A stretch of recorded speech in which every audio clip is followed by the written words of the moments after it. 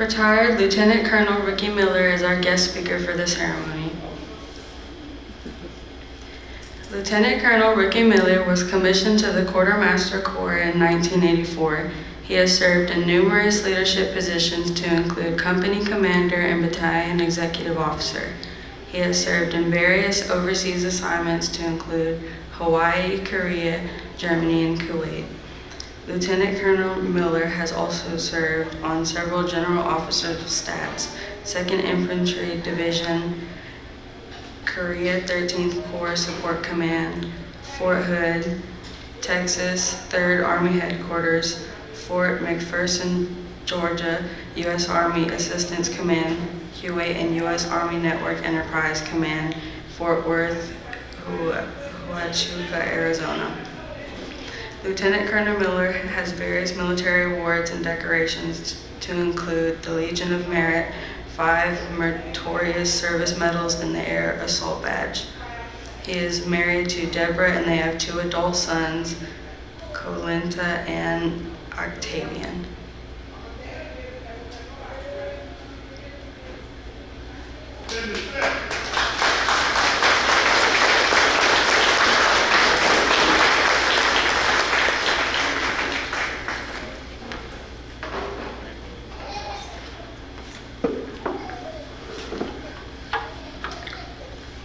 Good morning, everyone.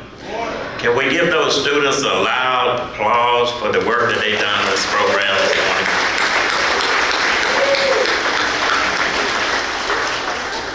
I would like to say good morning to our distinguished guest, Mayor Reap, to our Warren faculty, Superintendent Cornish, as well as Assistant Superintendent Wardlaw, and to the staff, the Corps cadets, the students, and our extraordinary veterans. And of course, I have some family members and friends here today as well. Thank you very much. I would like to thank Chief Warrant Officer for retired John Little for inviting me to speak to you all today. I also would like to acknowledge Captain Johnny Brown and Sergeant First Class Chad Greenwood for putting the Veterans Day program together.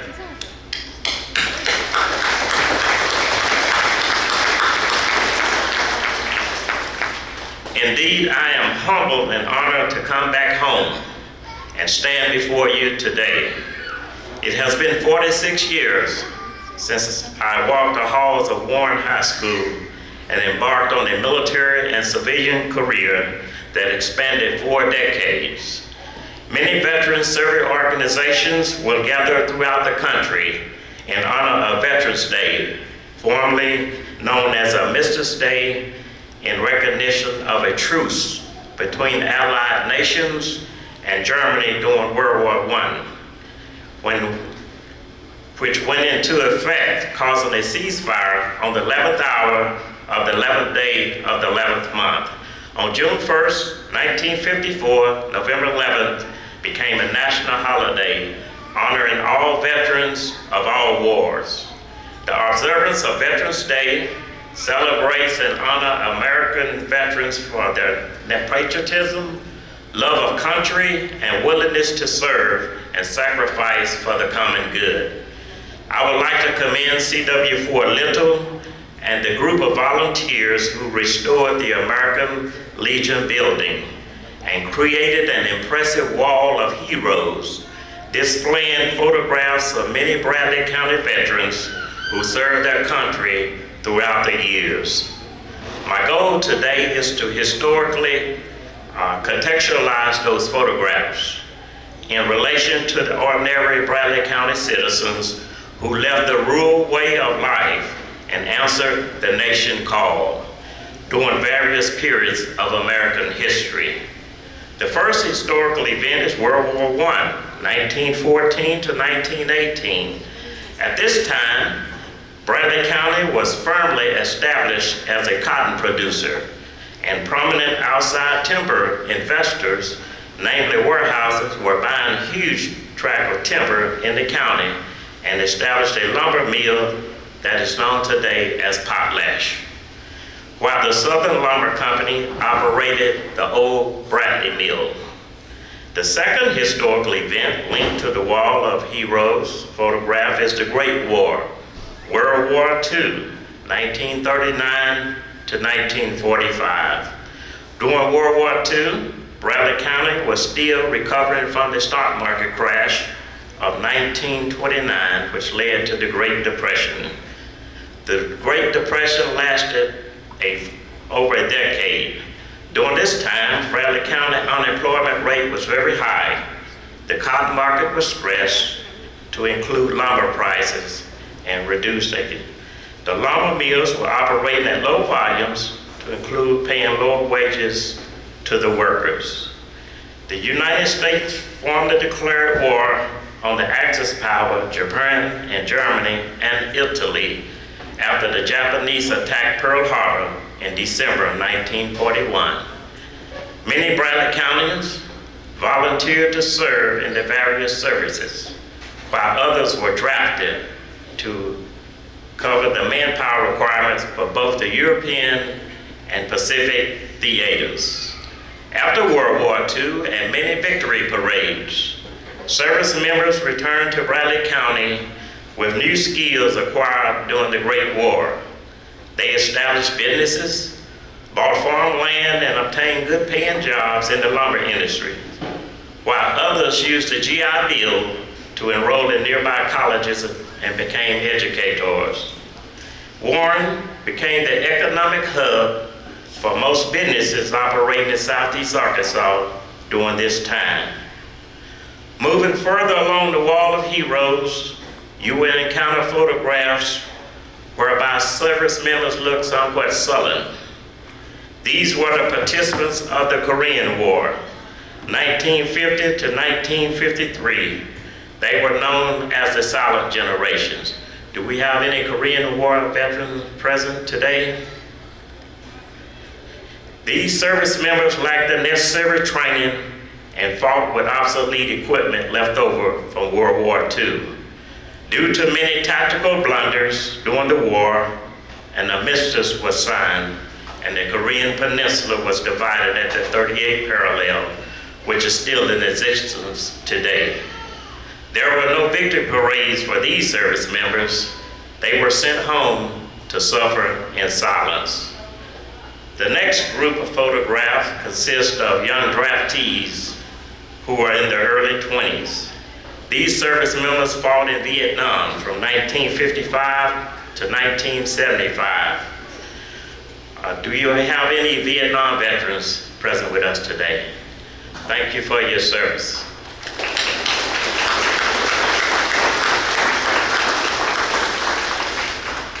During this time, there was a counterculture movement in America, as well as a civil rights movement. Bradley County was not exempt from these social movements, and this made the Vietnam War very unpopular. There were no parade or reception for returnees. They were discharged and sent home with little or no help to integrate them back into society. Many still suffer from post-traumatic stress disorder today. It's been 50 years, but we are grateful that you are finally getting the recognition you deserve. Without these brave Vietnam heroes, I would not be standing before you today. I could not afford to attend college, so I signed a 3-year delayed entry contract with the Army in December 1976, the last month to receive the Vietnam-era GI Bill. I also would be remiss if I did not formally recognize the Warren Junior Reserve Officer Training Corps program, which has been in existence for 50 years.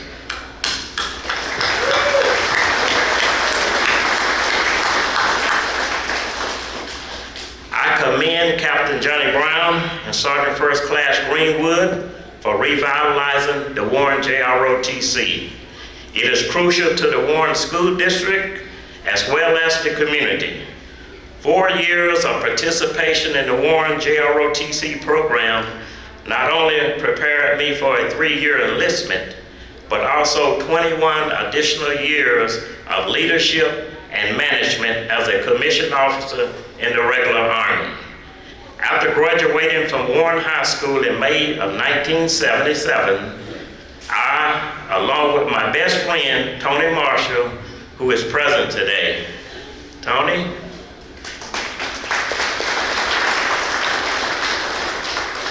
We reported to Fort Dix, New Jersey for basic training in July on the Buddy Plan.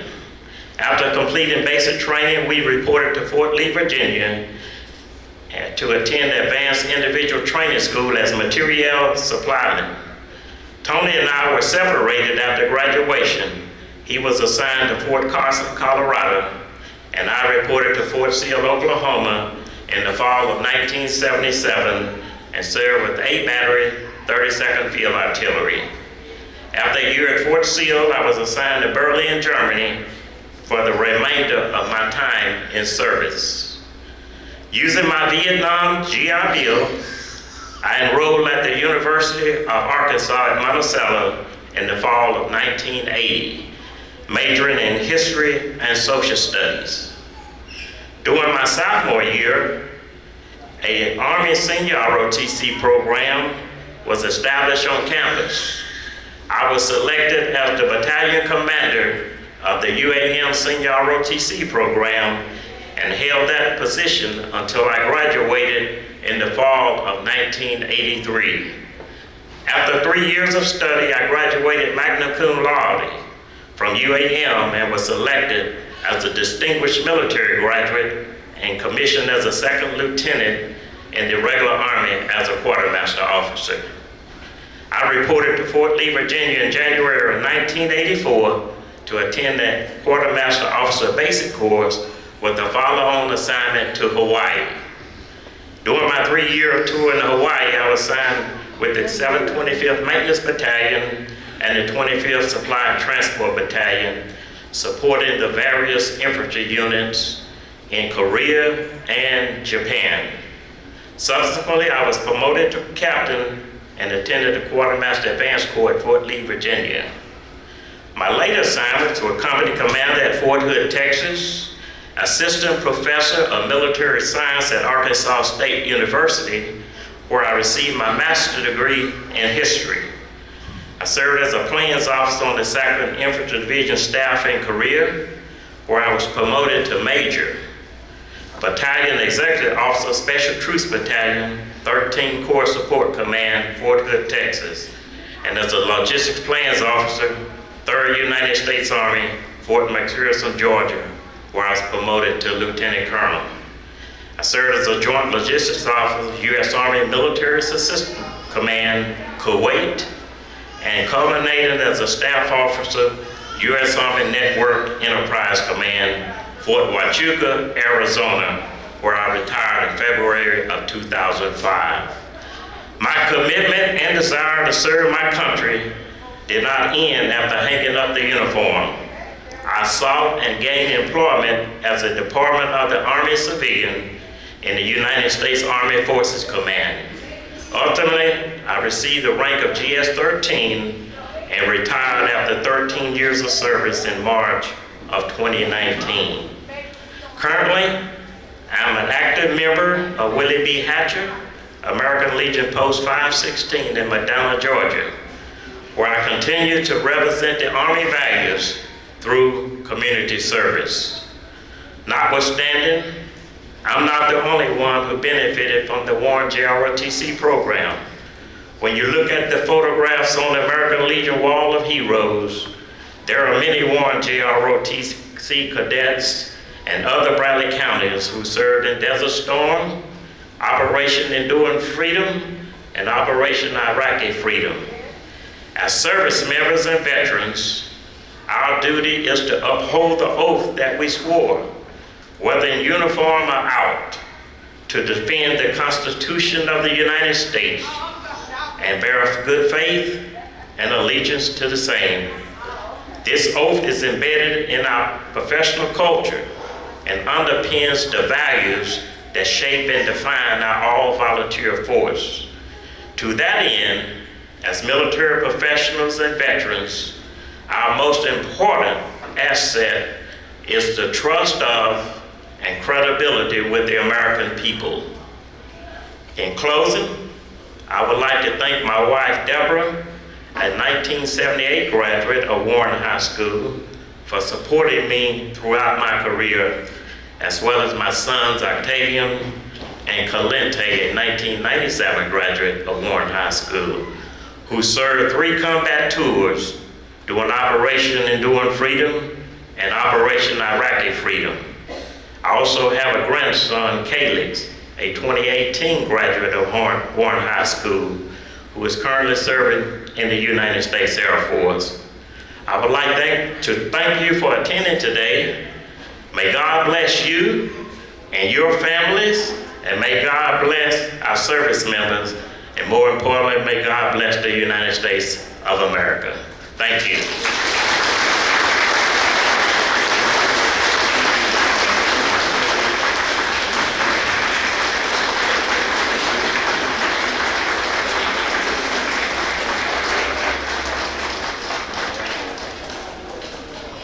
Captain Brown will now conclude the ceremony with closing remarks.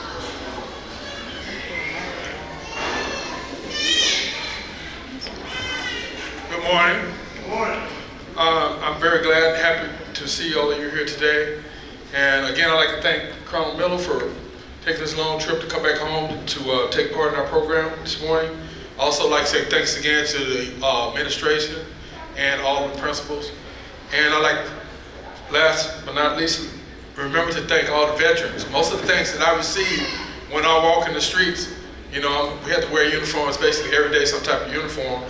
I receive from other veterans. I mean, they just won't pass you up without saying thank you, appreciate your service, and I had to tell them likewise.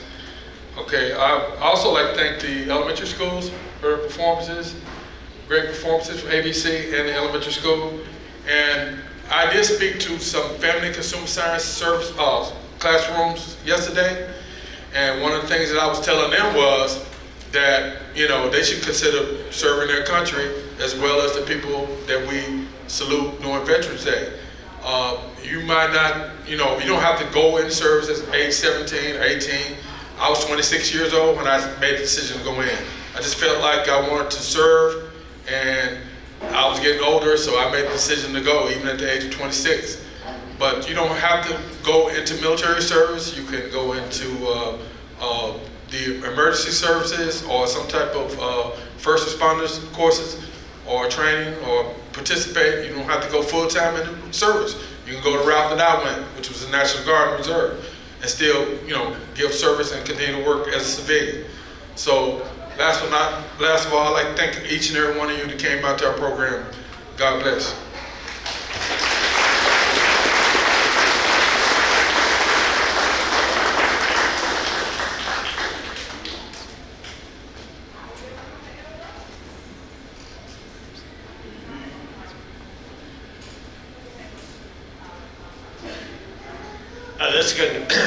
This concludes our program. I want to thank you for coming out.